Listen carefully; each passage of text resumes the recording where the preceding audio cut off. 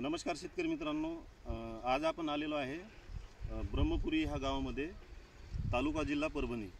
तिथले जे प्रगतशील शेतकरी आहेत, काका तुमचं नाव सांगा। श्यामराव शंकरराव गिराम। श्यामराव शंकरराव गिराम, ब्रह्मपुरी। तर आज त्यांचे ऊसाचा प्लॉट आपण बघायला आलेलो आहे। तर त्यांनी बायोफॅक्टर कंपनीचे जे खतं वापरलेले आहेत आणि त्यांना कशा पद्धतीने जे रिझल्ट आलेले आहेत ते आपण प्रत्यक्ष त्यांच्याकडून जाणून घेऊया। काका, तुम्ही खतं टाकल्याच्या नंतर किती दिवस झाले तुम्हाला खतं टाकून? 1 महिना झाला।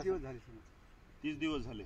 30 दिवसामध्ये ऊसाची वाढ वगैरे कशा पद्धतीने तुम्हाला काय वाटते त्याच्यावरती? आम्हाला एकदम नंबर 1 आला हात टाकल्यापासून। हो, आणि जमीन अशी कशी भुसभुशीत वगैरे? बरं। तर बाकीच्या शेतकऱ्यांना काय सांगू शकता तुम्ही की हे खतं बायोफॅक्टर कंपनीचे खतं वापरू शकता की रासायनिक खतं वापरू? चांगले म्हणून सांगणार ना, चांगला खत वापरायलाच पाहिजे। एकदा तरी वापरायला पाहिजे। आता याला पहिला डोस दिला, याला खताला डोस दिला नाही। बरं हे जे खत काय एकदा टाकलं, आम्ही पहिले काही टाकलं नाही त्याला, पहिले काहीच टाकलं नाही। बरं, हे डोस पहिला डोस आहे त्याचा।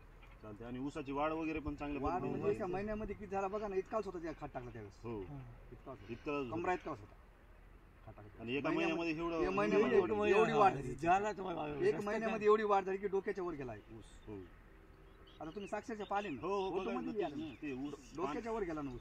पानाची साईज पण, क्वालिटी बघा ना, पानाचे फुटवे बघा, त्याची फुटवे बघा, क्वालिटी बघा। खत टाकायलाच पाहिजे शेतकऱ्याने एक। आता 3 एकराचा प्लॉट याला खर्च किती आला फक्त ते खत टाकायला? किती लागेल चिल्लर? 8,000 का 8,500। 8,500चा डोस राहिला 3 एकराला। आणि त्याच्यामध्ये तुम्ही रासायनिक खतं वापरले असे तर ते आज तुमचा 15-20 हजार रुपयामध्ये गेला असता। हो ना, गेला असता तितकं झालं असतं। हो, आणि चांगल्या पद्धतीने रिझल्ट बी नाही भेटले असते। रिझल्ट बी नसता भेटला। हो, त्याच्यानं आम्ही गेलो नाही।